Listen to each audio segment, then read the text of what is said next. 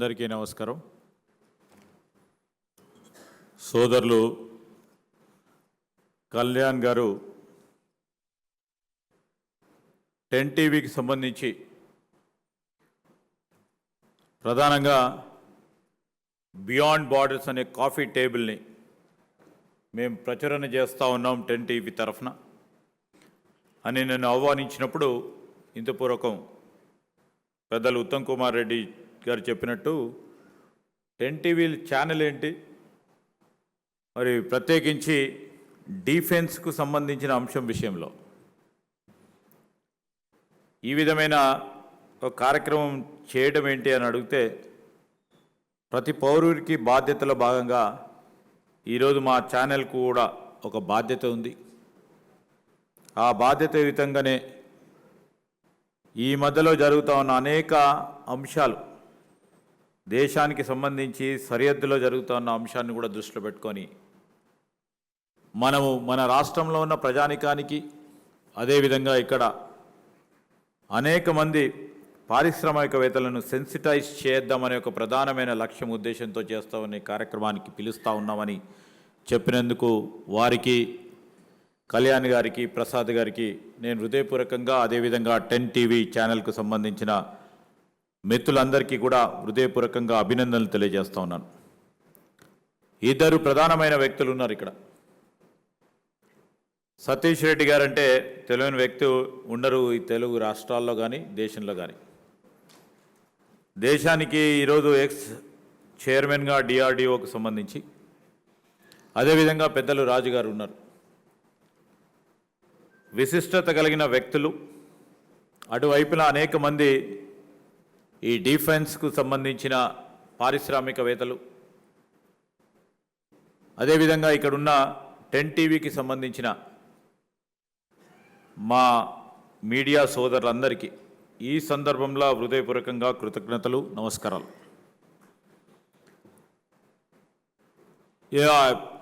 ఈరోజు ఈ 10 టీవీకి సంబంధించి వారు వచ్చినప్పుడు ఒక సిటిజన్గా, ఒక పౌరునిగా మన బాధ్యతలో భాగంగా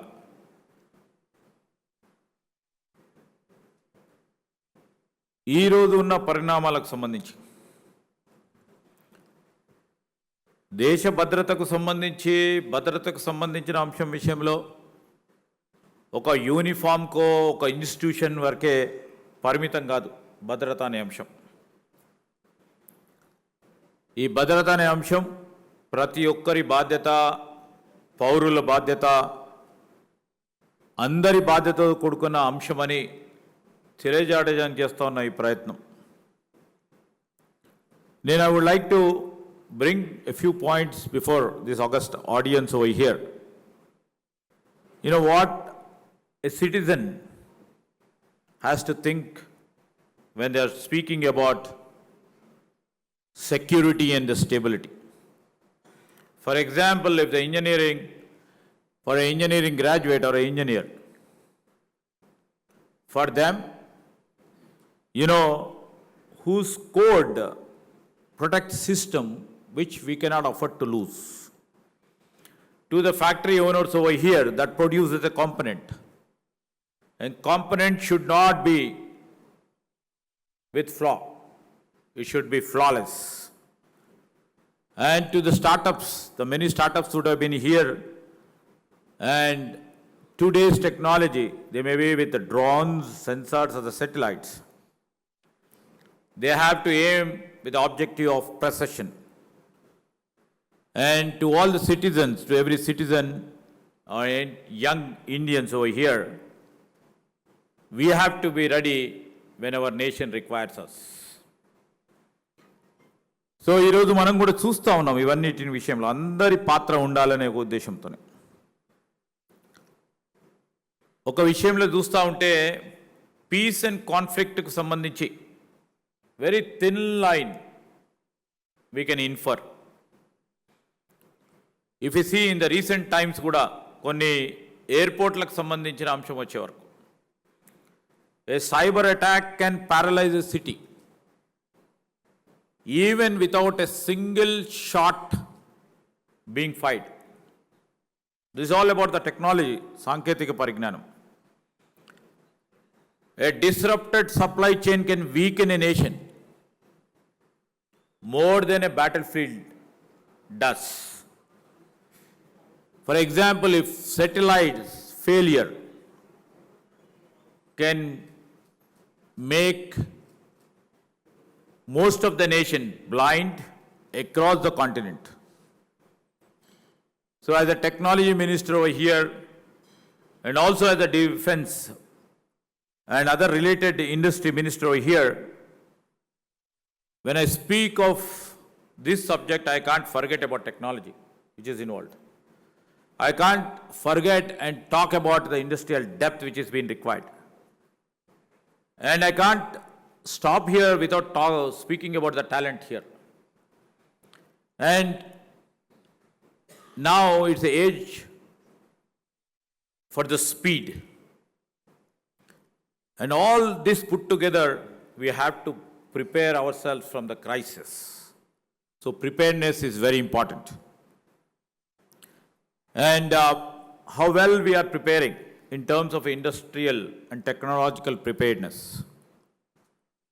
So before that, I would like to mention here, ఇంతకుముందు పెద్దలు ఉత్తమ్ కుమార్ రెడ్డి గారు ఒక సైనికుడిగా, ఈరోజు ఒక పాలసీలు నిర్ణయాలు చేసే ఒక మంత్రిగా, వారి అనుభవాలను షార్ట్గా, క్రిస్ప్గా రాష్ట్ర ప్రభుత్వం ప్రత్యేకించి ముఖ్యమంత్రి రేవంత్ రెడ్డి గారు, మా సహచర మిత్రులందరూ కూడా ఈరోజు మన రాష్ట్రానికి సంబంధించి అనేక సంవత్సరాలుగా ఈ వాతావరణం, ఈ ఇండస్ట్రియల్ ఈకోసిస్టమ్ గురించి ప్రయత్నాలు చేసిన ప్రయత్నాల కారణంగా మరి ఈరోజు మనం చేస్తూ ఉన్న ఎక్స్పోర్ట్స్ కానీ, మనం చేస్తూ ఉన్న ప్రొడక్షన్కు దారితీసే అంశాలు వారు తెలియజేయడం జరిగింది. నేను ఇక్కడ సతీష్ రెడ్డి గారు ఉన్నారు, పెద్దలు రాజు గారు కూడా ఉన్నారు. ఆనాడు స్వాతంత్రం రాకముందు ఏ విధంగా మన దేశం ఉంటా ఉండే, స్వాతంత్రం వచ్చిన తర్వాత ఏ విధమైన నిర్ణయాలు తీసుకొని ఈ రోజుకి ఈ పరిస్థితికి ఎదగడానికి పునాదులు వేసి ముందుకు నడిపించిన ఆ రోజున్న మన పూర్వీకులు, పాలసీ మేకర్స్ ఆలోచన వల్ల ఖచ్చితంగా చెప్పాల్సి ఉంటుంది. ఆ రోజు డిఫెన్స్కు సంబంధించి, ఏరోస్పేస్కు సంబంధించిన అంశాల విషయంలో 1960 కానీ, 1970లో కానీ, 1380లో కానీ మనకు అనేక రక్షణ శాఖకు సంబంధించిన వ్యవస్థలను, పబ్లిక్ సెక్టర్ అండర్టేకింగ్స్ ఇక్కడ నెలకొల్పడం జరిగింది. ఎన్నుంటే సార్ దాదాపు 21. ఆనాడు పునాదులు వేస్తే ఈరోజు ఇంతకుముందు మాట్లాడినప్పుడు మరి ఇక్కడ ఉన్న పెద్దలు ఇద్దరు కూడా ఇక్కడ అనేక ఇన్స్టిట్యూషన్స్లో పనిచేసిన వారు. ఫర్ ఎగ్జాంపుల్ నేను చెప్పడానికి డిఆర్డిఓ కానీ, డిఆర్డిఎల్ కానీ, ఈరోజు ఏరోస్పేస్కు సంబంధించిన హెచ్ఏలే కానీ అనేక ప్రపంచవ్యాప్తంలో అతి ప్రాముఖ్యమైన రీసెర్చ్ ఇన్స్టిట్యూషన్ కానీ, ప్రొడక్షన్ యూనిట్స్ కానీ ఇక్కడ నెలకొల్పటం వల్ల దానికి అనుగుణంగా దానిపైన ఆధారంగా నిలబడ్డ దాదాపు 3000 యాన్సిలరీ యూనిట్స్ పబ్లిక్ సెక్టర్ పరంగానే ఉన్న ఓ ప్రధానమైన యూనిట్లకు అన్ని వైపులా యాన్సిలరీ యూనిట్స్ రావటం, ఈరోజు కేంద్ర ప్రభుత్వం తీసుకున్న అనేక నిర్ణయాల భాగంగా డిఫెన్స్ అండ్ ఏరోస్పేస్ను కూడా ప్రైవేట్ రంగానికి ఓపెన్ చేయాలనే ఒక నిర్ణయం మేరకు చాలామంది పెద్దలు ఉన్నారు ఇక్కడ డిఫెన్స్కు సంబంధించిన పారిశ్రామికవేత్తలు, అదేవిధంగా ఎంఎస్ఎంఈ రంగానికి సంబంధించిన పారిశ్రామికవేత్తలు, వారందరూ కూడా ఆలోచన చేసి ఇక్కడే పునాదులు ఉన్నాయి, ఇక్కడికే వస్తే ఇటు మా పరిశ్రమకు ఉపయోగపడుతుంది, ఇక్కడ స్కిల్ ఉంటుంది, నైపుణ్యం ఉంటుంది అని ఆలోచన చేసి ఈరోజు పెద్దలు ఉత్తమ్ కుమార్ రెడ్డి గారు చెప్పినట్టు ప్రొడక్షన్కు సంబంధించి కూడా, డిఫెన్స్ ఎక్స్పోర్ట్స్కు సంబంధించి ఇదే రాష్ట్రం నుంచి ఇంత పెద్ద ఎత్తున ఎక్స్పోర్ట్స్ చేస్తూ ఉన్నాం, ఇంత పెద్ద ఎత్తున ప్రొడక్షన్ చేస్తూ ఉన్నాం అంటే ఆ రోజు పూర్వీకులు చేసిన ఒక నిర్ణయం, ఆ నిర్ణయం వలన ఎదిగిన ఇన్స్టిట్యూషన్స్కి అనుగుణంగా నిలబడ్డ యాన్సిలరీ యూనిట్స్, ఆ రోజు యాన్సిలరీ యూనిట్స్గా ఆలోచన చేసి ముందుకు పెట్టి చిన్న మధ్య సూక్ష్మ పరిశ్రమలు ఈరోజు ఎదిగి పెద్ద పరిశ్రమల నెలకొల్పడానికి అవకాశం వచ్చి ఈరోజు ఏ పెద్ద పరిశ్రమకు సంబంధించిన ఏరోస్పేస్ కానీ డిఫెన్స్ కానీ ఈరోజు ఏర్పాటుకు ముందుకు వస్తూ ఉన్నాయంటే అవి కారణమని ఈరోజు స్పష్టంగా ఈ 10 టీవీకి సంబంధించి beyond border securing the world అనే ఈ సబ్జెక్ట్లో తప్పకుండా చెప్పాల్సిన అవసరం ఉందని చెప్తా ఉన్నాం అధ్యక్ష. 2024-25లో India is recorded highest ever defense production. That is, I may stand corrected, sir, I have the few figures. 1.54 lakh crore productions has happened only in 1 year. That is 180% over 1 decade, over the last decade. And defense exports reached all-time ever of about 23,622 crores. And ఆ రోజు మనం కన్జ్యూమర్గా ముందు నిలబడ్డాం. ఈరోజు మనం global సప్లయర్గా ప్రపంచవ్యాప్తంగా కూడా ముందుకు నిలుస్తూ ఉన్నాం. అండ్ నెంబర్స్ గురించి మాట్లాడటం లేదు ఇక్కడ. India is asserting as a technological sovereign nation. We are reducing our dependencies and we are sustaining ourselves being self-reliant. This matters most. Sir, here తెలంగాణకు వచ్చే వరకు కూడా మన రాష్ట్రానికి సంబంధించి ఏరోస్పేస్ డిఫెన్స్కు సంబంధించి కేవలం 24-25 in the first 9 months. So with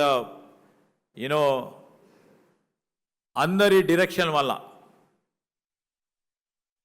అందరి ఆలోచన మేరకు, అందరి ప్రోద్బలంతో కేవలం ఒక 9 నెలల్లోనే 30,742 కోట్లు మన తెలంగాణ ప్రభుత్వం, తెలంగాణ రాష్ట్రం సాధించిందంటే మీ అందరి యొక్క కృషి, ఇది ప్రభుత్వం తీసుకుంటా ఉన్న పాలసీ నిర్ణయాలు, ముఖ్యమంత్రి గారి ఆలోచన ఈరోజు ఒక స్ఫూర్తిగా నిలబడడానికి ఒక ప్రయత్నం చేస్తూ ఉన్నాం. ఈరోజు ఒక 1,500 ఎంఎస్ఎంఈస్, అదేవిధంగా మరొక 25 మేజర్ అండ్ మీడియం కంపెనీస్ ఈ మధ్యలోనే చాలా సందర్భాల్లో 2-3 సంవత్సరాల్లోనే they made their base year. అంటే ఈ గ్లోబల్ వాల్యూ చైన్లో ప్రతి ఒక్క మెటీరియల్ కూడా ఇక్కడే డెవలప్ చేయాలనే ఒక ఆలోచన, ఒక ఇన్నోవేషన్ కూడా చేపట్టడం వల్ల ముందుకెళ్తా ఉన్నాం. ఇది రాబోయే కాలంలో డిఫెన్స్కు సంబంధించి, ఏరోస్పేస్కు సంబంధించి ఇక్కడ జరుగుతూ ఉన్న ఇన్నోవేషన్ కానీ, ఇక్కడ ఉన్న స్టార్టప్స్కు సంబంధించిన ఇంపెటస్ కానీ, we're trying to make this as nucleus of invention. So we're trying to make this as a nucleus of innovation. And ultimately our goal, which will be helped and pushed by the experienced people, ఇండియాలో ఉన్న ఏరో engine capital కావాలని by 2030.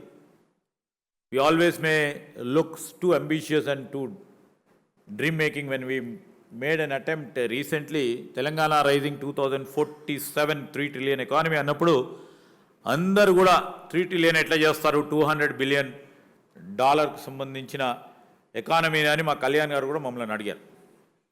We are setting the path, we have a vision, we have a goal there. Whether we may reach 3 trillion or 2 trillion or 4 trillion is one factor, but the thing is how far our government is focused is most important. So అందుకోసమే నేను కూడా ఆలోచన చేసి చెప్తా ఉన్నాము. మరి ఈరోజు ఎందుకు మనము మారుతా ఉన్న టెక్నాలజీ, మారుతా ఉన్న పరిణామాలను దృష్టిలో పెట్టుకొని ఈరోజు we're entering into a different phrase. ఇక్కడ కూర్చున్న సతీష్ రెడ్డి గారు, రాజు గారు కూడా చెప్పాలా, వారు ఒక టెక్నాలజీ యుగాన్ని చూశారు.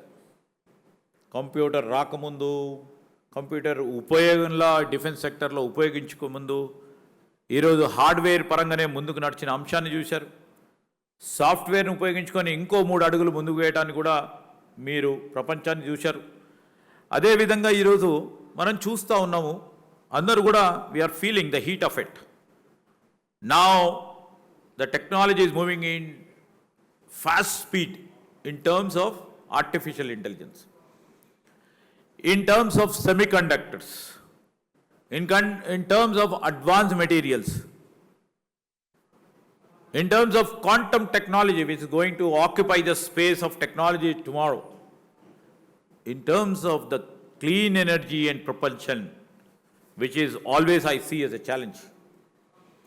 So in this context, we are entering into a new era in defense and aerospace.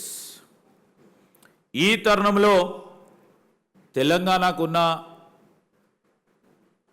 మరి ప్రధానమైన అడ్వాంటేజెస్తో కూడుకొని మనం అనుకున్నట్టు ఈరోజు ఒక గ్లోబల్ హబ్ కావాలి ఈ డిఫెన్స్ మ్యానుఫ్యాక్చరింగ్లో. కానీ మేము ఆలోచన చేస్తూ ఉంది, ముఖ్యమంత్రి గారు కూడా ఆలోచన చేస్తూ ఉంది, హై వాల్యూ ఇన్వెస్ట్మెంట్ రావాలి రాష్ట్రానికని. అదేవిధంగా జాబ్స్ రావాలి, జాబ్స్ పూర్తి పరిపక్వతతో కూడుకున్న మేధస్సుకు సంబంధించిన జాబ్స్ రావాలి, రెప్యుటేషన్స్తో కూడుకున్న జాబ్స్ కాకుండా. అండ్ ఆఖరికి మనం ఈరోజు చూస్తూ ఉన్నాం,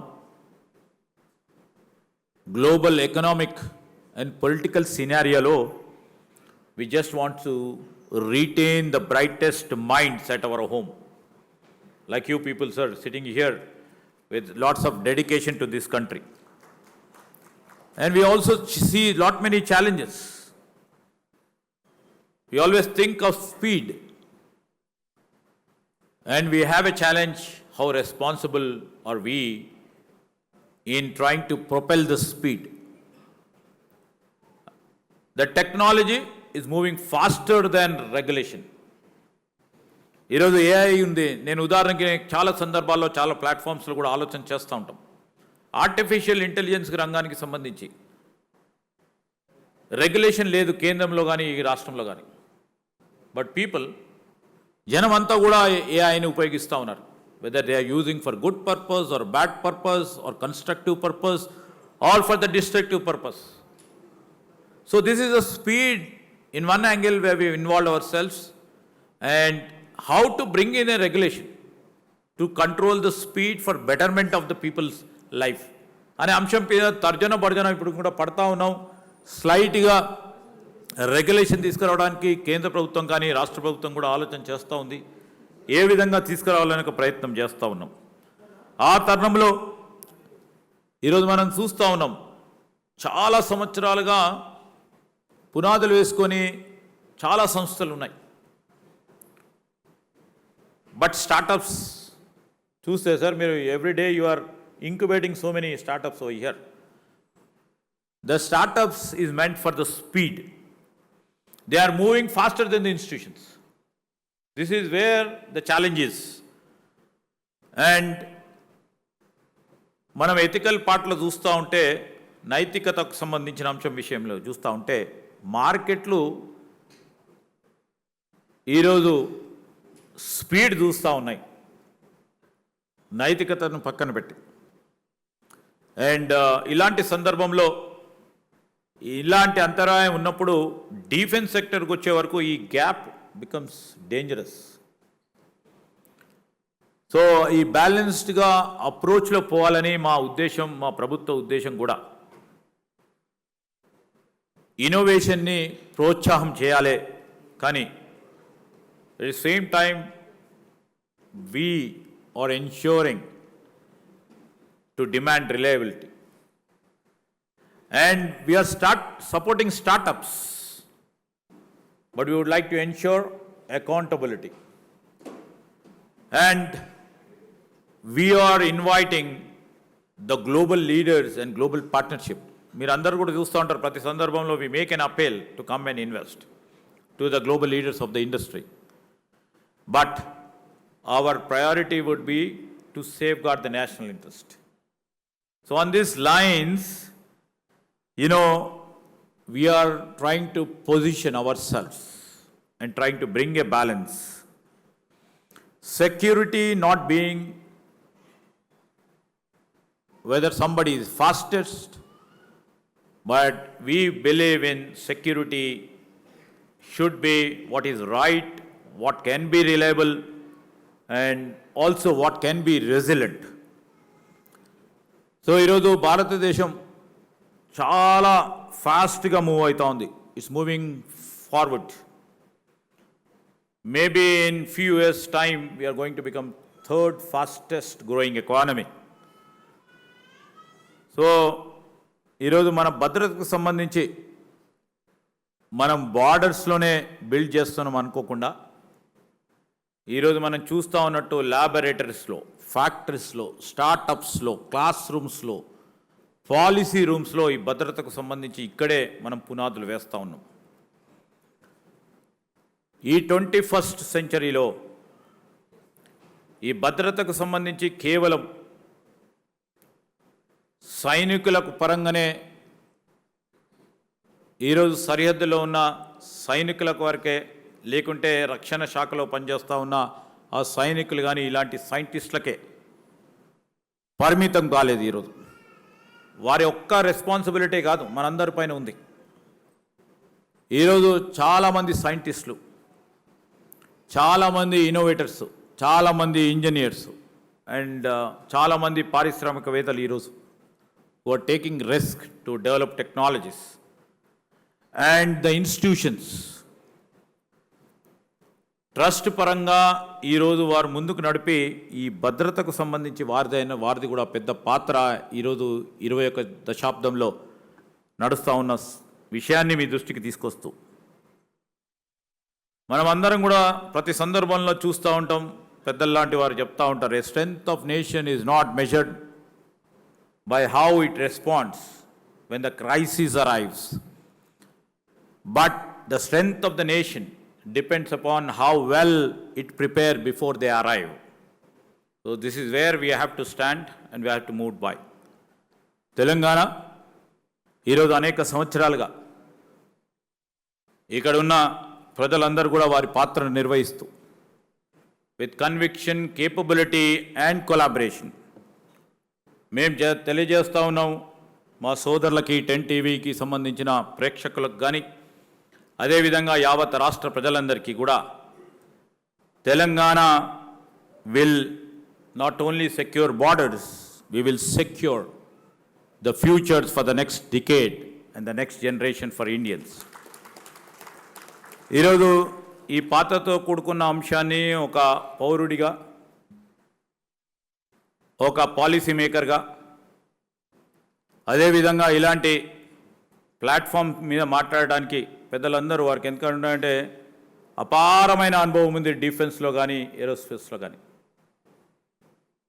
మాకు అర్హత లేకున్నా కానీ కొన్ని పాలసీకి సంబంధించిన అంశాలు వచ్చినప్పుడు we take this aspects in to our purview అని తెలియజేయడానికి